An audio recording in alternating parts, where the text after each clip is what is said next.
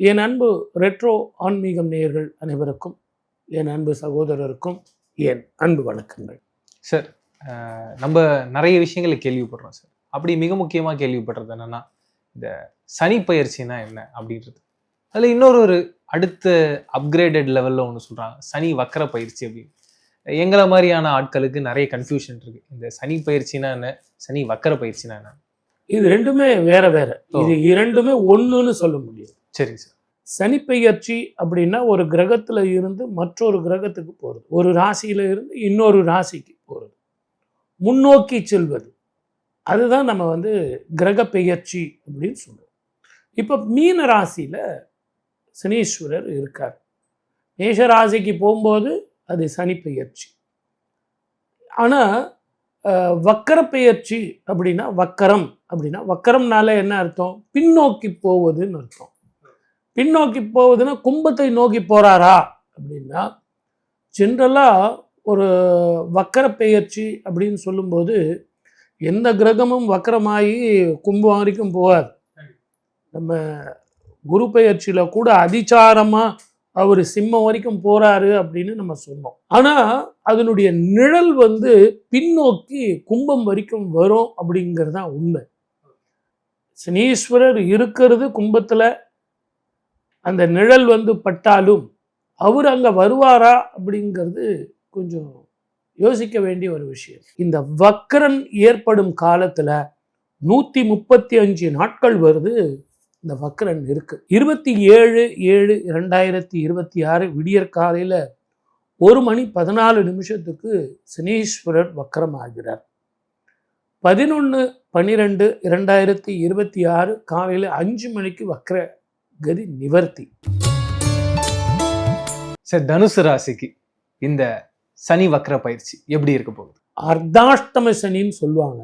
அது வக்கரம் பெறதுனால 3ஆம் வீட்டை பார்க்கிறார். எதிரிகள் தொலைவார்கள். ஏற்கனவே தனுர் ராசிக்கு சும்மா அதிர்து இல்லை அப்படின்னு தான் இருப்பாங்க. எவனாக இருந்தாலும் பின்னாடி தான் பேசுவான், முன்னாடி வரமாட்டான். இப்போ இன்னும் வேற குருவோட வீட்டில் இருந்து தன்னுடைய வீட்டை தானே பார்க்குறாருன்னா எப்படி இருக்கும்? இன்னும் பயங்கர பவர்ஃபுல்லாகிடும். அது மட்டும் இல்லாமல் குரு குடும்பம் பார்க்க தனஸ்தானமான மகரத்தை பார்க்க போகிறார். இப்படிப்பட்ட காலகட்டத்தில் வீடு வாங்கலாம், வாசல் அமையும். அதே மாதிரி கிழக்கு அல்லது வடக்கு பார்த்த வாசலில் வீடு கட்டுறது அற்புத பலன் கிடைக்கும். புதிய வீடு வாங்கலாம், வாகனங்கள் வாங்கலாம், புதிய தொழில் ஆரம்பிக்கலாம், புதிய படிப்பு தொடங்கலாம், புதிய கல்லூரியில் போய் சேரலாம், புதிய படிப்புக்காக வெளிநாட்டுக்கு போகலாம். நினைச்சது சாதிக்கலாம் சார். நினைச்சது சாதிக்கணும்னு நடக்குது, அதெல்லாம் அமையுது, அதெல்லாம் சரி. இருந்தாலும் மனசுக்குள்ள ஏதோ ஒரு குழப்பம் இருந்துகிட்டே இருக்கு சார். இந்த கோபமும் பர்ஃபெக்ஷனை விட்டுடணும். எனக்கு இந்த நேரத்தில் இப்போவே இப்படியே இங்கே நடக்கணும் அப்படின்னு ஒரு முரட்டு பிடிக்கிறாங்க இல்லையா, அந்த முரடை இவங்க விட்டுட்டாங்கன்னா வாழ்க்கையில் இவங்க ஜெயிக்கலாம். அன்பானவர்கள், பாசமானவர்கள், என்ன மாதிரியே நீயும் இருக்கணும் அப்படின்னு நினைக்கிறது தான் இவங்களது மைனஸ் பாயிண்ட். 2வது, தாயினுடைய உடல் நிலை இவங்களுக்கு இம்ப்ரூவ்மெண்ட் கிடைக்கும். அதெல்லாம் இருந்து வந்த மருத்துவ செலவு குறையும். எல்லாத்த விட மனக்குழப்பங்கள் போகும், வருமானங்கள் தீரும், பூர்வீக சொத்துக்களில் இருந்த பிரச்சனைகள் தீரும், வழக்கு வியாஜ்யங்கள் வெற்றி வரும், எதிரிகள் தொலைந்து போவார்கள்.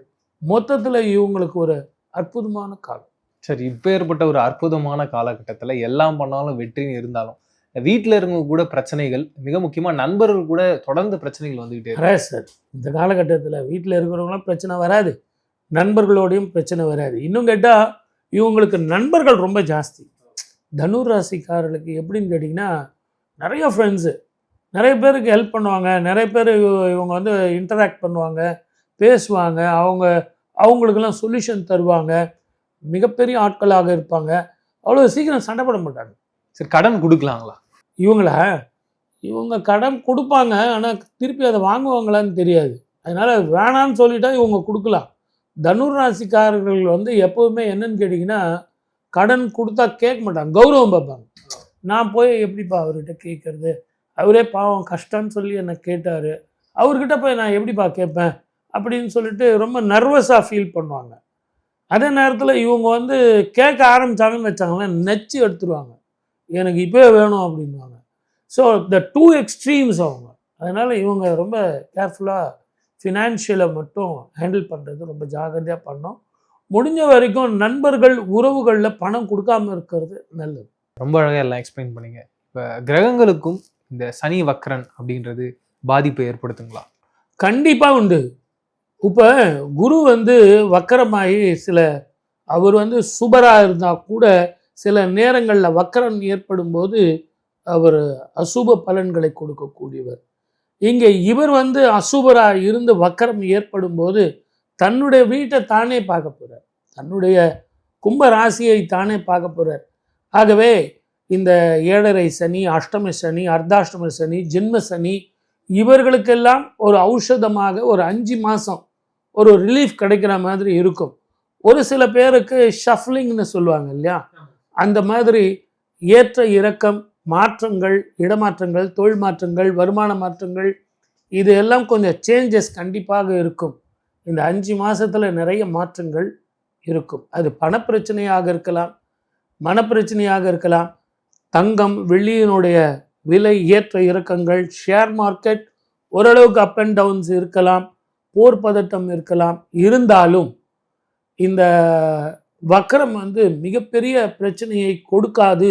ஏன்னா குரு வந்து பார்வை இந்த டிசம்பர் மாதம் வரைக்கும் இருக்கும். அதுக்கு பிறகு அவர் அதிச்சாரமாக போகும்போது குரு பார்வை இருக்காது. 2031 வரைக்கும் இருக்குன்றத சொல்லியிருக்கீங்க.